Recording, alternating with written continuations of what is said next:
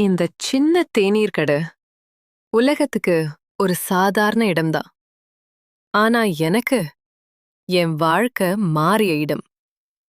Coffee வாசனையோட நாளும் கலந்த ஒரு எதிர்பார்ப்பு.